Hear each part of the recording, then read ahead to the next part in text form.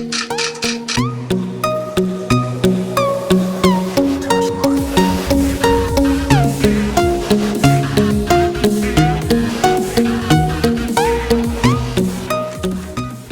hey guys, today I thought I'd do a quick little, I wouldn't really call it much of a review, but more of a overview video of my current gun I'm using right now, the Apex Tactics Delta.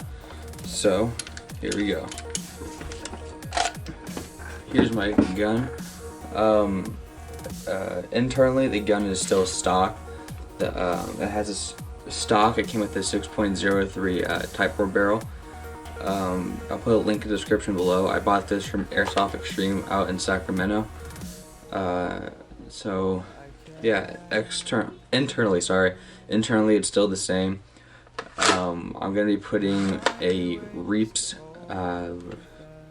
forgot what bucking it was. It's a Reaps bucking. I gotta look it up again, but I think it's the second level of the bucking. That's all I know. But I'm gonna be putting that into the gun pretty soon. But internally, like I said, it's still stock version. Nothing's changed internally. Externally, however, I have done, I wouldn't say a lot. I've added a few things to it. So let's get started. I guess first we'll start in the back. So on the 5-position retractable stock, all I've added was this side mounting pistol mag pouch. In it, I have, if I can open it, I have my Matrix 7.4 LiPo. It's just basically, it's velcroed on through the loop right here on the stock, and for me to get it wired all the way through, all I do is I take the back plate off, I lower the stock all the way, pull the wire out, connect the two, and put the battery back in the bag. I did that because this is a crane stock for airsoft guns, and for the seasoned airsofters, crane stocks only they only accept either stick types or butterfly nunchuck style batteries. So yeah, I just got a little battery, I don't call it battery bag, but what I would call a homemade battery bag on my on the stock of my gun to fit my 7.4 Matrix LiPo. Moving forward on the gun, nothing really changed. I kept the standard flip-up iron sights, as well as in the front. I kept the front and rear flip-up iron sights. I have added my, I got it right here. I've had this sight for a while. I actually really like this sight. It's the Airsoft Compact Combat Optic with a QD high mount and kill flash. I mean, I can't say a lot about this sight besides how amazing it is. I mean, it's a great sight. If you watch Desert Fox, Jet the Desert Fox, he uses a sight very similar to this. It's actually almost the exact same sight. I don't know what company makes his though, or makes the one that he uses. But the one I bought this from Airsoft Extreme, it's their branded. This is like an $80 sight or something.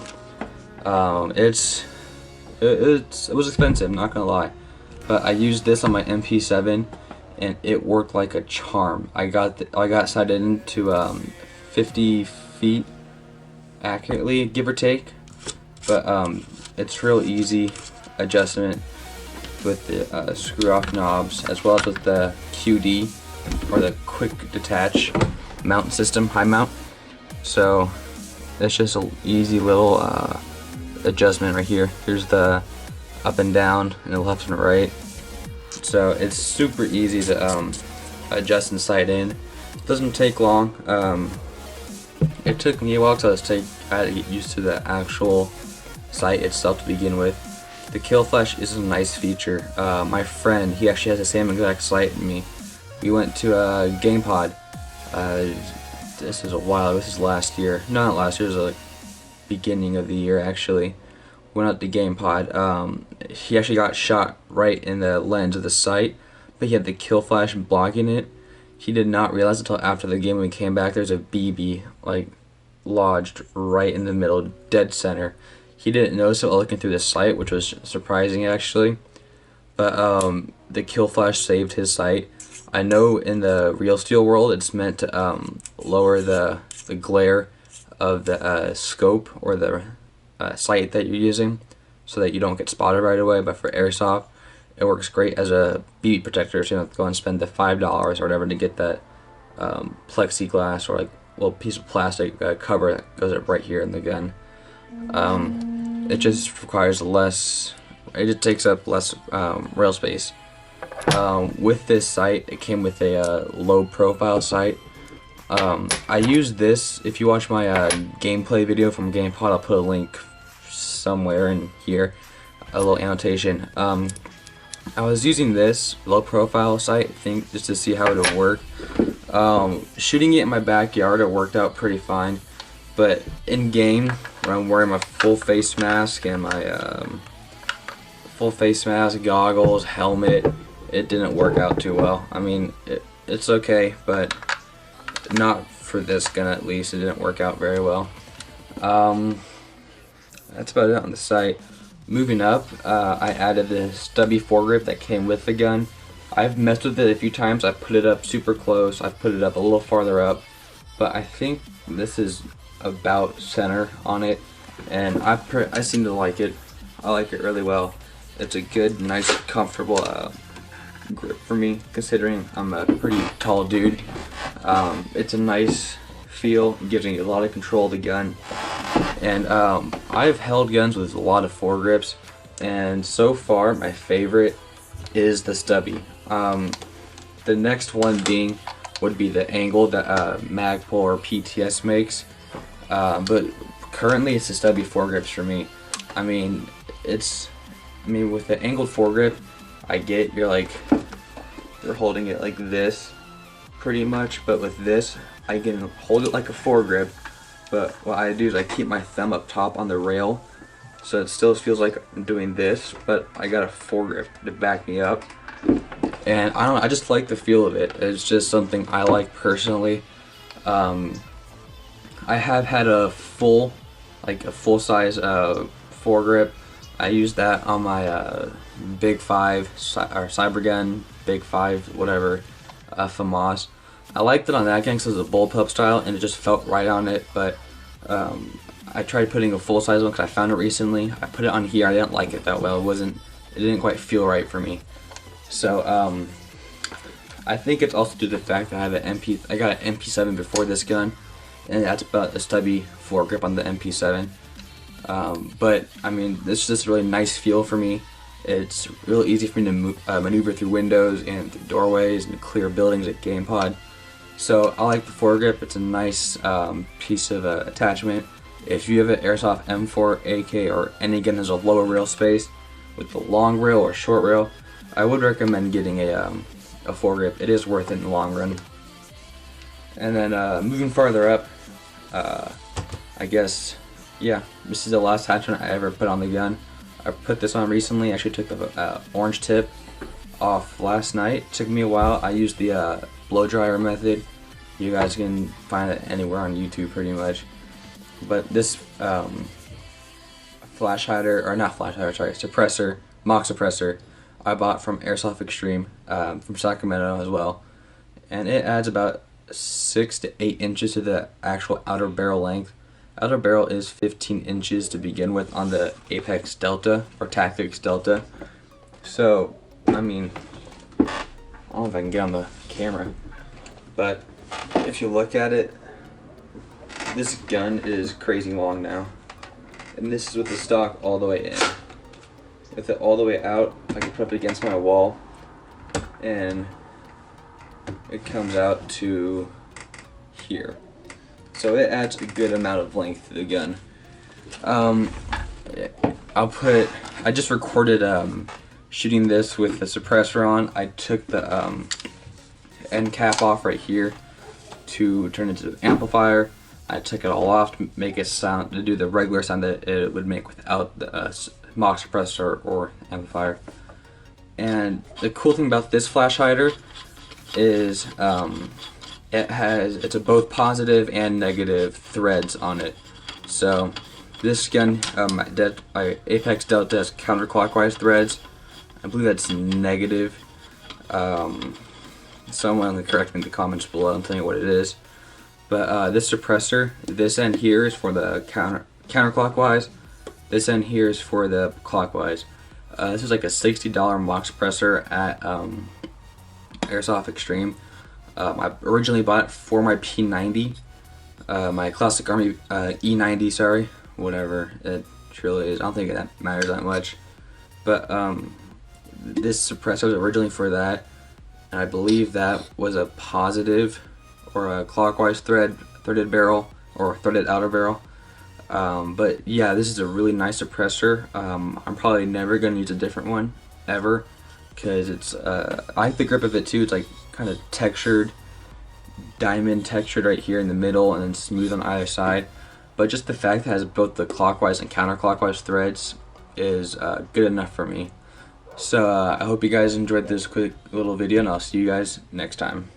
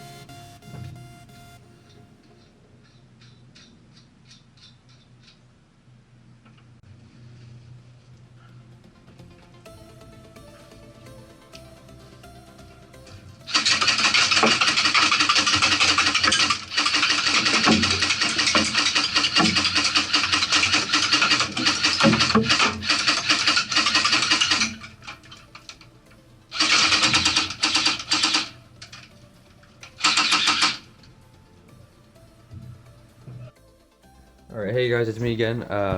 For that video, I just wanted to make it clear that the very first time of me shooting is with the suppressor, the mock suppressor with the end cap on. By the end cap, I mean this little piece right here with this piece on. The next portion is when I take this piece off, because it does screw off and it'll turn into a amplifier. So the first portion is with the end piece on, second piece with it off. The third piece is when I finally just took this all the way off and you hear it kind of grinding. And after that, it's just I put it back on for a little. Took me a while to put it back on, but I put it back on, and then I'm blanking out right now.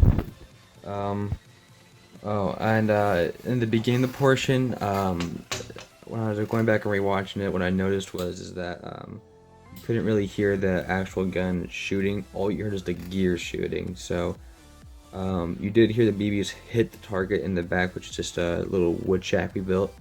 some hay, like the wood, the backboard of the shack, and some bottles and cans I put in there. But that's about all what's actually in there. So yeah. So like I said before in the video, I'll see you guys next time.